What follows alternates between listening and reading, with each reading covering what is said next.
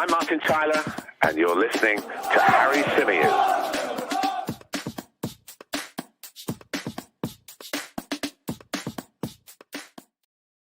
Hey everybody, welcome back to the Chronicles of a Gooner, the Arsenal podcast, part of the 90 Min Football Network. As ever, I'm your host, Harry Symeou, and on this edition, we're going to be discussing the latest Arsenal-related transfer rumours. We're going to be talking Lucas Paqueta. We're going to be talking N'Golo Kante. We're going to be discussing the latest on Lisandro Martinez. Is a deal for the Ajax defender from an Arsenal perspective potentially dead? We're going to be talking about Alex Grimaldo and various other bits and pieces.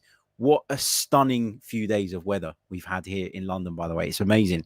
Really enjoying it. I'm not enjoying, though, doing podcasts in it. And I'll tell you why. Because the weather's too nice to not let the kids play in the garden, right? Surely, like, you got to have a heart. You got to let them play in the garden. The little paddling pool's out. Their toys are all out. I don't have the heart to deny them entry to the garden, if that makes sense, while I'm podcasting. But the consequence of that is that I have to shut the man cave door, and it is baking. Now, I've got a fan blowing on me from the corner over here, which I hope you can't hear, by the way, on the microphone. But I've got to say, today, it's not cutting it. I am absolutely baking. So yeah, anyway, let's get into it. Just wanted to say a big thank you before we dive into the chat to those of you who sent me some really kind messages yesterday. I was covering my first game live from a ground for BBC London yesterday. Hopefully it's the first of many. I don't know that it will be. They might not like me. They might not want me back. I don't know.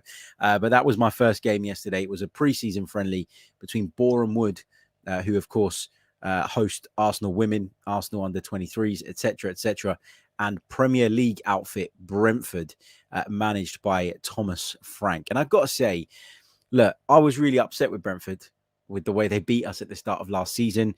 I didn't take too kindly to some of Ivan Toney's comments about the football club, and I think I was justified in being a little bit disappointed by what he had to say. But what I will say is this: the first ever game I covered as a journalist ever, like the first game I ever got accredited for, the first opportunity I ever had to go to a football game in a professional capacity, was at Brentford's old stadium, Griffin Park. And again, Thomas Frank was the manager. It wasn't the season that they got promoted. I think it was the season before. I just remember everybody there being so friendly, everybody there being so welcoming, so open, so approachable. And I think that comes right from being a club that's been, at a lower level. And so I went to the game yesterday and I'd been asked by the producer to go over to Thomas Frank at the end of the game and get an interview. And that can be a little bit daunting. I'm not someone that people look at and go, oh, he's a big shot in the media. We'll chat to him, or we have to do what this guy asks because he works for a massive organization and everybody knows who he is and he's got a huge following. And so we have to appease it. I'm some journalist guy / reporter who's starting out, let's be honest. And so, you're always a little bit hesitant actually to go up to people and ask for interviews. And I thought, you know what, I've got to do this. This is my first game for BBC London. And if I come back without what they've asked me for, it's going to look really bad, isn't it? So I was nervous, and it causes you to flap around a little bit. You get there, you set up, and you're just kind of walking up and down the side of the pitch, trying to kind of gather your thoughts, make sure that everything's in order. I know I'm rambling on about this, but it was a really excellent experience. So I do want to share it with you guys because, as I always say, Chronicles of a Gooner is the basis of everything I've done. Every opportunity I've ever had has come from this podcast. So I like to share the journey with you guys. But yeah, I was really nervous yesterday. But I have to say, I don't think there's a nicer manager in football than Thomas Frank. I don't think there's another manager who is not at that level anyway, who is as willing to give up his time, who's as willing to give you in-depth answers, interesting answers, who doesn't get tetchy when you ask the difficult questions. And we all know that the Christian Eriksen situation has brought about a little bit of a difficult question for Brentford. But yeah, it's it was really nice to kind of to chat to him, and he was really cool about it, and he gave me some great quotes, and obviously that impressed. And got to speak to Josh De Silva as well, former Arsenal man, and of course Sergi Canos as well. So yeah, really, really good experience, and thank you for all your support, because I got lots and lots of messages from you guys yesterday when I put that picture up on Twitter chatting to Thomas Frank, and I was really, really appreciative of all the support. So thank you. Rifa says Paqueta. Sure on that one? Is it Paqueta? I don't know. Somebody that I used to follow who was quite a big figure in Italian football when Lucas Paqueta, if you want me to call him that, was at AC Milan, used to say it the way I said it in the introduction. So it's kind of in my head. I don't know if it's right. I don't know if it's wrong. Maybe someone who speaks Portuguese can give us a little bit more steer or direction on that. But yeah, anyway, we're going to talk about him in a little bit, though, because I want to get some of the stories with regards to potential outgoings out of the way, done and dusted first, because I know they're not as, I'm not going to say they're not as interesting, but I know people are more desperate and kind of would rather we spent more time on potential incomings, as that's what excites fans, right? Generally speaking. But look, let's talk a little bit, first of all, about Bernd Leno, because he wasn't in the squad, of course, to face Nuremberg the other day. And that has only fueled speculation that a move to Fulham, a club who are said to be very, very interested in the German, is moving forward. So is it happening? Is it not? I think the fact, as I say, that he was left out of the squad has kind of fueled these reports. I don't know if we're any closer, though, to striking a deal with Fulham. Now, it's understood that Arsenal want around about £10 million for the German international goalkeeper. I think that is a very, very fair price when you take into consideration his experience, the point at which he is in his career, and the fact that he'd be going there to be their number one goalkeeper. I think that's a very reasonable figure. And I'd expect Arsenal to try and hold out as long as possible to try and get that. Now, Bernd Leno doesn't have an awful lot of time to run on his current Arsenal contract. And I'm just going to double check that fact while I am kind of spewing it across over to you guys, just to make sure. But look, he's 30 years old. And yeah, his contract expires at the end of the upcoming season. So to get £10 million for him would be reasonable, I think, and would be about right, given that he's fallen out of favour at Arsenal. But I don't really want to see Arsenal accept less than that, because, as I say, you're talking about a German international goalkeeper. You're talking about someone who's been Arsenal's number one for a number of seasons. You're talking about somebody with a wealth of experience who's probably in his peak years as a goalkeeper now. We talk a lot about players and their peak years and what age that necessarily constitutes. But I think for goalkeepers, it tends to be a little bit later on in their career. So where you might look at a player, an outfield player, and say he's 30 plus, don't know if I want to make an investment here. I think on a goalkeeper, it's slightly different. So I still think Bernd Leno has plenty to offer, but I'm going to be keeping a close eye on this one over the coming weeks. Will he make that move to Fulham? It's understood that Bernd Leno is very, very keen, along with his wife, to stay in London. And obviously that would give them the opportunity to do that. I've said it to you guys before. In the past, I felt like, looking at Bernd Leno, that he could probably do better than Fulham. And that's with all due respect to them. You know, they are a bit of a yo-yo club. They're up and down. There's no guarantee that they're going to be okay in the Premier League next season. And I would argue that Bernd Leno is at a higher level than Fulham. But if the money's right, if the lifestyle piece is right, which we think it is, then, you can understand why he may be tempted by that move, and why Arsenal may be tempted to cash in on the stopper. Moving on, Lucas Torreira, who's been heavily linked with a move away this summer, but as of yet, there is still no offer that Arsenal deems suitable for the Uruguayan midfielder. He has spoken very, very openly about his desire to leave the club.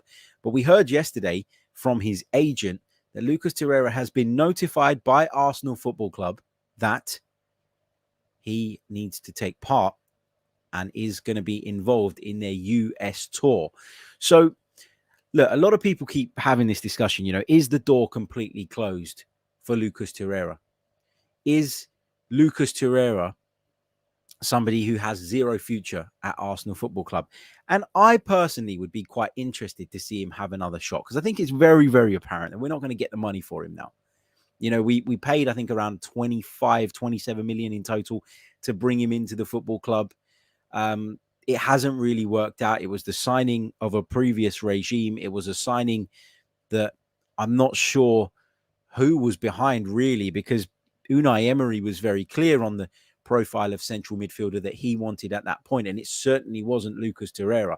But he ended up with him. He gave it a go when Mikel Arteta came in. That basically spelt the end for Lucas Torreira at Arsenal. Does he have an opportunity to come back into things? Does he have an opportunity to prove his worth?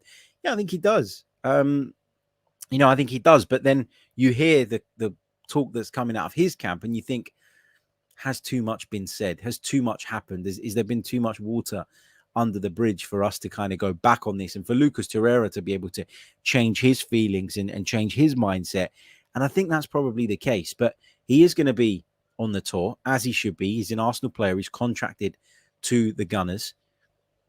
So, yeah, I mean, we'll have a look at his performances during the preseason tour, and I'm sure people will jump to numerous conclusions. But, we've known for a long time that Lucas Torreira has very little desire to stay in London, which obviously plays a part in this as well. A big part in this. I touched on the lifestyle piece with Bernd Leno. At the end of the day, these guys are people as well. They're human beings as well. And yeah, they earn big amounts of money. And yeah, to a degree, it's kind of easy as somebody outside of that world to say, well, you earn this, you should just basically put up with anything. But ultimately, lifestyle is very, very important. And I think that Lucas Torreira, as I say, even if he felt there was a way back into the team, which I don't think he does, I think he's kind of been given that message. He's kind of felt that vibe from Mikel Arteta all along that he's not really part of the plans. But then on the flip side, and he's gone out as far as saying, this is what I'm going to cost. And yet there's still no biters. There's still nobody biting at that opportunity to bring Lucas Torreira in. Now, I think further on in the window, later on in the window, you may well see some of those clubs actually firm up their interest in Lucas Torreira. I talk about this all the time with Tom Canton. We always say that we've got a lot of players that we need to move on that are late in the window type players. And what I mean by that is they're players who the club have made it clear don't really have a future, which shows that they're dispensable, which shows that we're probably not asking for the biggest amount of money in the world. But why would you, as a buying club, want to get that deal done at a higher expense just to say you did it a little bit earlier? And when you think about the fact that some of the domestic leagues in other countries might start a week or two later, then again, there isn't that urgency that we feel here in the Premier League and in the UK to get business done now. If you're, I don't know, let's say Fiorentina, and you're looking at Lucas Torreira. I don't think they will end up with Lucas Torreira now, but if you were interested and you know that when it gets towards the back end of the window, you could potentially save £5 or £6 million by almost forcing Arsenal into doing that deal because they need to get rid and putting Arsenal in a position where it's either now or never in terms of getting a fee for him, then I think Arsenal would probably buckle. And those clubs know that. And yeah, when we talk about the Premier League and we talk about £5-6 million, sometimes that can be a figure that you turn your nose up at. Sometimes that can be seen as an insignificant amount of money. But when you're talking about some of the Italian clubs who financially aren't anywhere near as strong, then you're talking about a decent amount of money, an amount of money for which they could potentially go and get someone else, for which they could potentially cover an important player's wages for most of the season. So, yeah, it's very, very different worlds that we're living in. And I think that these clubs in Italy, in Spain, who financially don't have the same resources as the Premier League teams, are quite happy to let these deals drag on, to let these things get towards the end of the window and then try their luck and hope that they can strike a good value deal. And I think that is exactly what is probably going to happen with Lucas Torreira. But as I say, he will be on the US tour unless anything changes between now and then. Let's quickly touch on Ainsley Maitland-Niles. He played against Nuremberg the other day. Did an okay job, I thought. Wasn't bad, Ainsley Maitland-Niles. But we know he's come back from a loan spell that just didn't work. The one prior at West Brom, I don't think worked either. And then, of course, he went over to Roma to play under Jose Mourinho. And again, failed to make an impact. Failed to show to people, in my opinion, that Arsenal have got it wrong in terms of their treatment of him. But he's back now. Again, another one that I think will probably leave the club between now and the end of the window. And according to some reports in Germany, there are a number of clubs both on the continent and domestically who have a serious interest in Maitland-Niles. I keep hearing this about a lot of players. Put your money where your mouth is then. If you're a club interested, put your money where your mouth is. And again, similarly to the Torreira situation, I would say this is a player that we're most likely to see move on towards the back end of the window. Now, my issue with this is, and this is why Arsenal have a harder job in the transfer window than people think, and why it's not as straightforward as people think, is because there must come a point as Arsenal Football Club where we can't continue doing business until we move some of these players on, where we can't continue bringing in players, splashing out big money on people until we have thinned out that group of almost misfits. And I don't mean that in a derisory way, but they are misfits. You know, they don't fit in with what Mikel Arteta wants to do. They don't fit in with his plans. And so trimming that group of players down is so important. I don't know how far we have to go. You know, I don't know the ins and outs of it exactly from a financial perspective, but you'd imagine that Arsenal need to move a couple of these guys on. I'm talking Leno, I'm talking Bellerin, I'm talking Torreira, I'm talking Maitland-Niles, I'm talking maybe even Reece Nelson. You know, I've named you 5 players there off the top of my head that I don't think have a future at Arsenal Football Club. Add Nicolas Pepe into that mix if you want. There's got to come a point where Arsenal have to start moving out to be bringing in. And we've brought in a few already. So are we getting to that point now where we're kind of at this standstill and we've hit a bit of a brick wall in terms of our business? I don't know. I don't know that for a fact. We're hearing Arsenal pushing for a number of players still, which is an encouraging sign, but we're not seeing that movement, are we? We touched the other day on Yuri Tielemans. He's been a player linked with Arsenal throughout the duration of this window so far, and that talk is just not going away. But we also heard just a few days ago that actually Arsenal have another priority in the centre of midfield. And is it Lucas Paqueta? Well, that's what multiple reports from France are telling us. Multiple outlets are reporting that Arsenal are pushing hard to land the player, that Lyon want around about 50 million euros, which is about 43 million pounds, and that the player himself is pushing for the move. Now, what do I know about Lucas Paqueta? So I've got to be honest with you, I haven't seen an awful lot of him since he moved to Lyon. Now, of course, he started off in Flamengo in Brazil and made a big money move from Flamengo to AC Milan in January 2019. The Rossoneri paid over 34 million pounds to get the player in. That's a lot of money. You know, when you think about what Milan have been spending on individual players over the years, you think about the fact that this was a couple of years ago, more than that now, 3 years ago. When you think about the fact that, you know, normally if you go to the Brazilian clubs and you make decent offers because of, again, the financial disparity between European football and South American football, you can normally do a deal at a decent price. Milan paid a lot of money for Lucas Paqueta. They really, really did. He came into Milan and, to be honest with you, didn't really have the right impact. Didn't have the impact that maybe people hoped. He's 24 years old, so he's still got plenty of time on his side. He's at a very, very good age in that sense. But when you compare his time at Milan and at Lyon, they are worlds and worlds apart. So maybe I need to put this preconception that I have of him from his days at Milan, where I actually watched him, and not let that, not let that impact the way I think of him now that he's at Lyon and doing much, much better. So if you compare some of the statistics from when he was at Milan to when he was at Lyon. So at Milan, he played 44 times, scored a single goal, and managed 3 assists along the way. Now, you're not necessarily going out and bringing a player like Lucas Paqueta, someone who can play in that midfield. I think would be coming in to play on that left side of a midfield 3, most likely. You know, he's obviously a left-footed player. I know that you shouldn't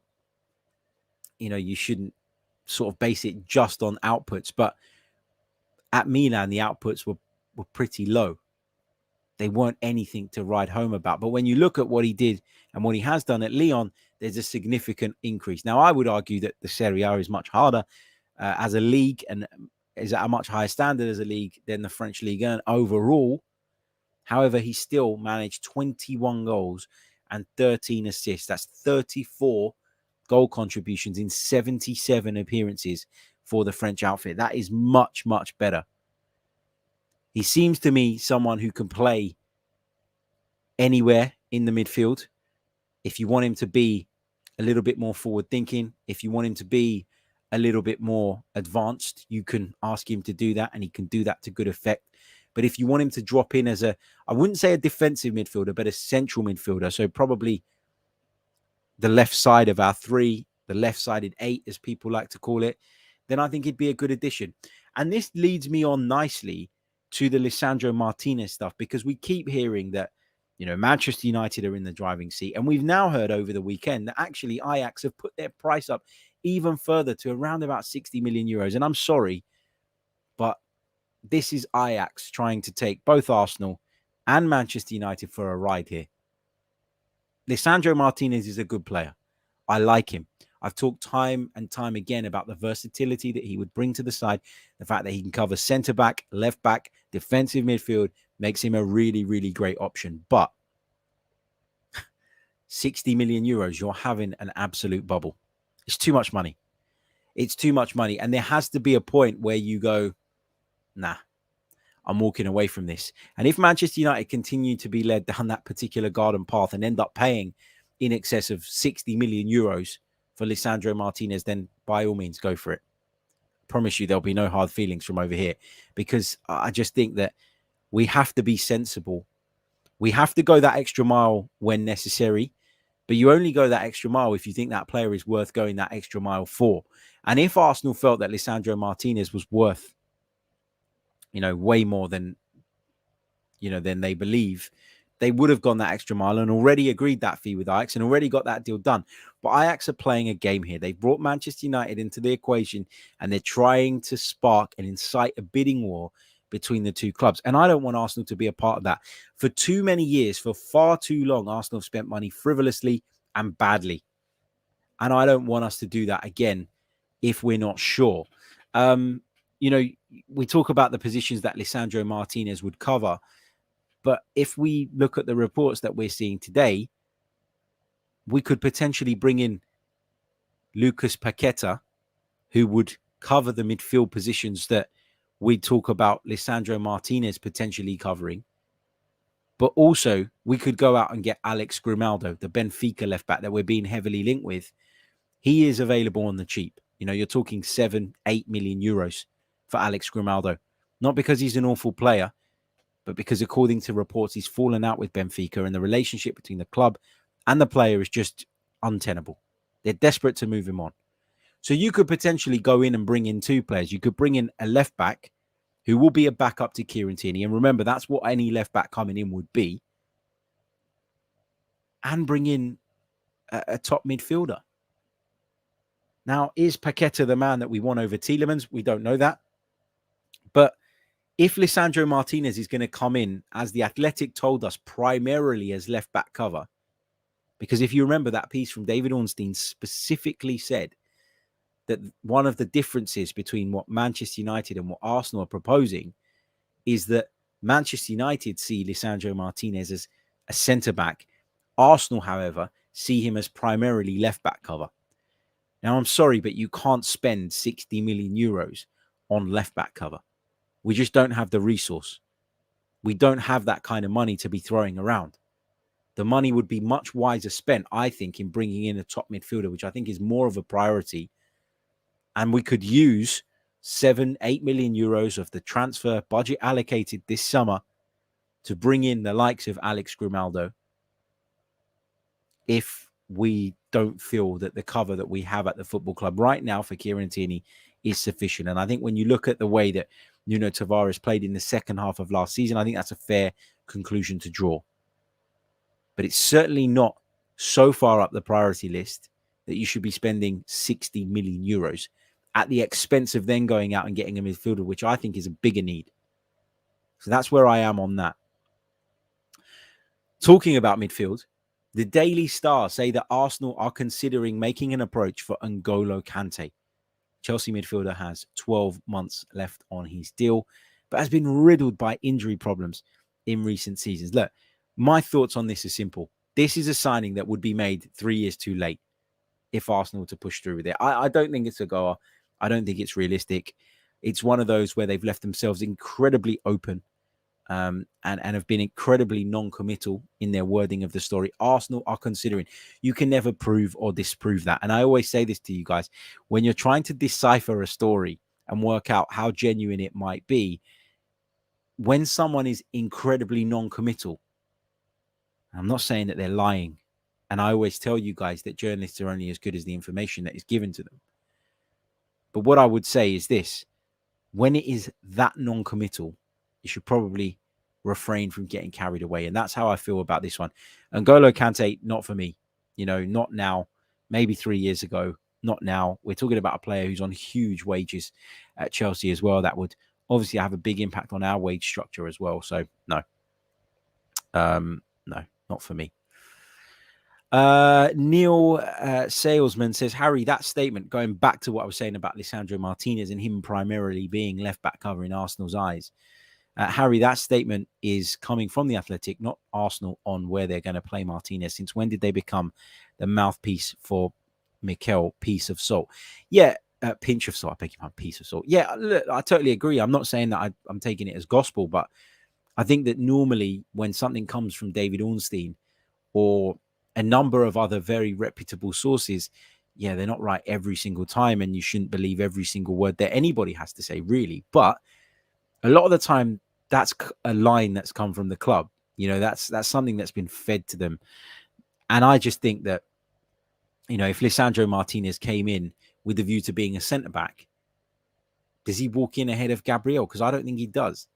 I don't think someone like Lisandro Martinez, given that he's not very physical, he's not very powerful, would come in and cope as a centre-back or be there ready to kind of help us continue on our journey and be a better option than a centre-back who's been there for a couple of seasons now and is really starting to come into his own. So I think it makes sense as well. And when I read a report, the first thing I do is process it, try to understand it and work out if I think it makes sense. If it doesn't make sense, it's probably not true.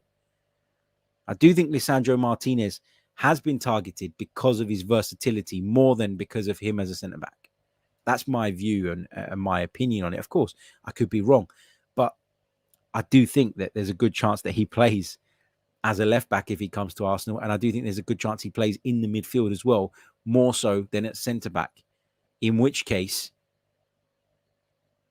is a backup left-back worth us spending £60 million on? I would say no. Okay. Look, we're going to take some of your questions, some of your thoughts from the live chat box. But before we do that, if I could quickly remind you to hit the like button on the video. There's over 650 of you with me live right now, but we've only got 95 likes on the board. Let's set a target of 250. Should be very easily achieved given how many of you are with us at present. Also, subscribe to the channel if you are new. We're pushing towards that next milestone. We want to get there ASAP. So please do subscribe to the channel if you're new. And if you want to go one further and support me by becoming a member in my quest to delivering you Arsenal-related content on a daily basis, then please do join up there as well. Okay, let's get some of your questions. Let's get some of your thoughts. Sco says, Arsenal have spent more than ever at this stage of a window, and there's people complaining. Look, I was having a debate yesterday with my good friend Dan Potts, because he was saying that, we need to bring in a few more players. And listen, I expect Arsenal between now and the end of the window to bring in another 2. That's my opinion. I think that's a realistic ask. And I'd rather we brought in 2 players of a high standard, of a good quality that would improve us, as opposed to trying to spread ourselves too thin because we're desperate for numbers. That's my opinion. When you think about what we've done already this summer, we've brought in Matt Turner. William Saliba comes into the squad. Fabio Vieira has been signed. Marquinhos has been signed, and Gabriel Jesus has been signed. So we've brought 5 players into the squad. Plus, if we bring in the additional 2 that I think we might between now and the end of the window, you're talking about 7 players coming into the squad. Now, people will talk about Saliba and say, yeah, but we already had him and we already owned him. And I get that, right? Fine. But he's still an addition to the squad that we didn't have previously because we took the decision that actually he'd be better off going out on loan. He's still a player coming into the group really to be a part of it for the first time. How many football clubs bring in more than 7 players into their first team squad each summer? Not many. Yet if you're sitting there asking for 9 and 10 in total, if you're sitting there saying we need 3 more, we need 4 more, we need 5 more, that's completely unrealistic. You cannot expect the club to manage that level of turnaround season after season. Because if they did, they'd be disregarding the value of coaching. They'd be almost saying that the players that we have cannot improve and will not improve. Therefore, we need to keep going and bringing in, big amounts of players season after season after season. And it's just not the reality. You can sit there and say, in my opinion, I still think we need to add 4 players. And that's a valid opinion to have, but to expect it to happen after we've already done a load of business this summer is unrealistic. And you're only setting yourself up for disappointment, or you're setting yourself up so that you can have a moan. It's one or the other. Let's continue through the chat box. Cass says, move on from Martinez, not at 60 million euros. Would like Arsenal to sign Paqueta, Tielemans and Grimaldo if Tavares goes out on loan. I'd be happy with that as well. I really would. What else have we got? Fort Lauderdale Gooner Craig. Big shout out to the Fort Lauderdale Gooners. Here it is. Repping on the Chronicles of a Gooner. Says, big up, Harry. I hope you're good, mate. Just showing some love for the channel. Thank you so much, mate. Really, really appreciate your support as always. Thank you. Great to see you here. And really do appreciate the donation. Riddy Sarkar says, Harry, do you think we'll have the rest of all our signings sorted before Palace away? And do you think Jesus would have come to us if Arteta wasn't here? Do I think we'll have all the signings sorted? Probably not. Probably not, because we tend to see greater movement towards the back end of windows. We tend to see things get moving after a lot of positioning, after a lot of jostling, after a lot of discussion, debate, back and forth. That's the point where we tend to see clubs go, well, actually, if we want to do this, we bloody got to do it now. So let's go that extra mile.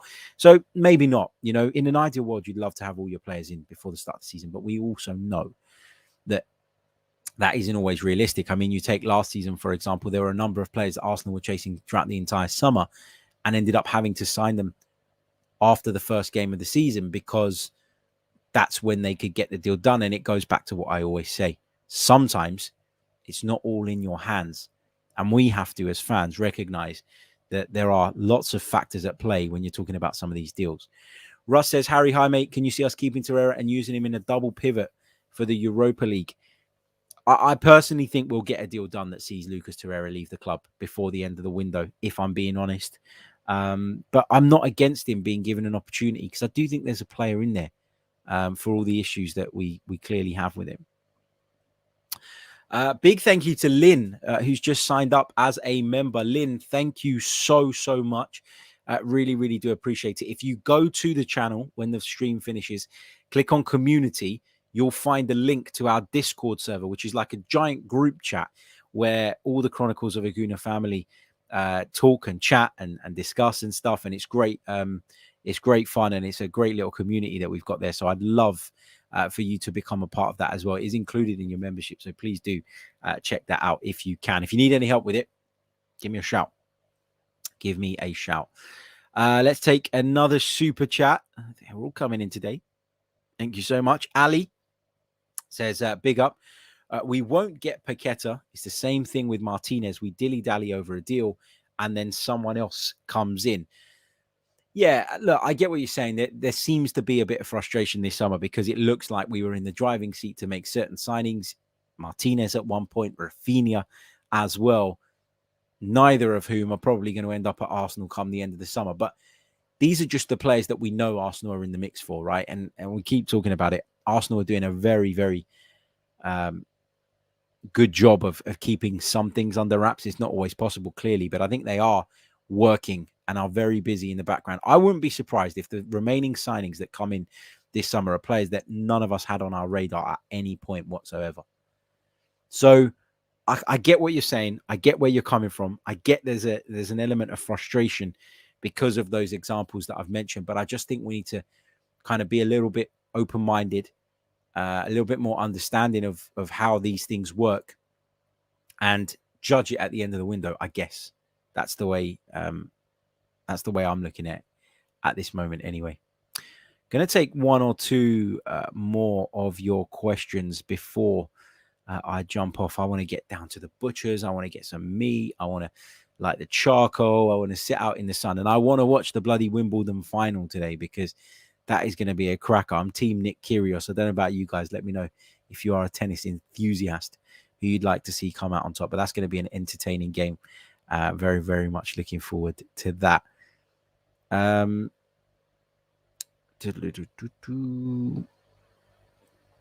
Steve Stone says, at time of writing, Chelsea haven't signed Rafinha and United haven't signed Martinez. I fail to see why some moan about Arsenal's failings when other clubs are struggling too. Yeah, it's a great point.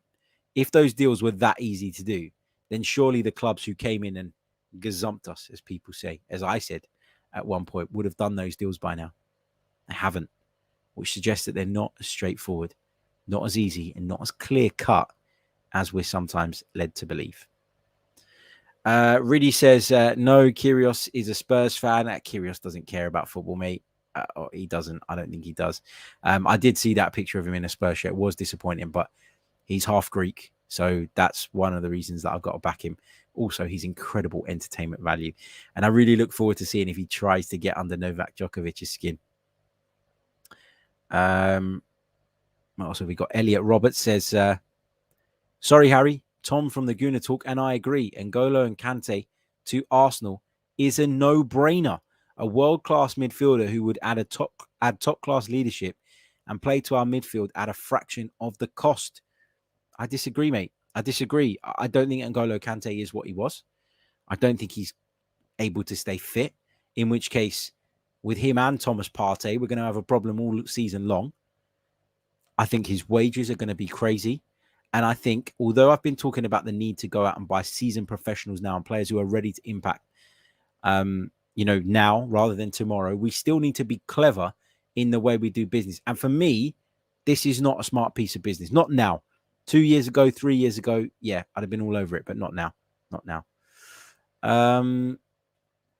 Carrie Tanninen says, how do you become a member? If you're watching on your laptop or PC, there should be a join button underneath the video. If not, there is a link in the description of this video that you can click on, and it will take you to the sign up page if you would love to do it.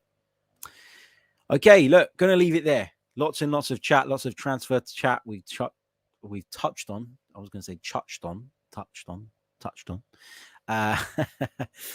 We've talked about Lisandro Martinez, what is going on there. It looks as though Ajax have pushed their price up, which may rule Arsenal out of the chase.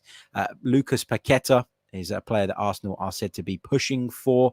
We're also talking about Alex Grimaldo and various others. Bernd Leno could be closing in on a move to Fulham. We think Lucas Torreira will take place on Arsenal's tour of the US, and of course Ainsley Maitland-Niles is still being linked with a move away. Look, I'll catch you all very, very soon with more.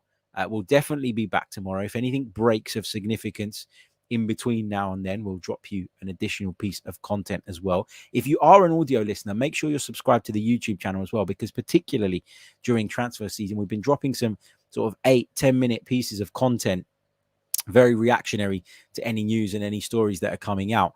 And I don't always put them on audio because, do you really want to jump into a podcast and 8 minutes later it's done and you've got to be reaching for your phone?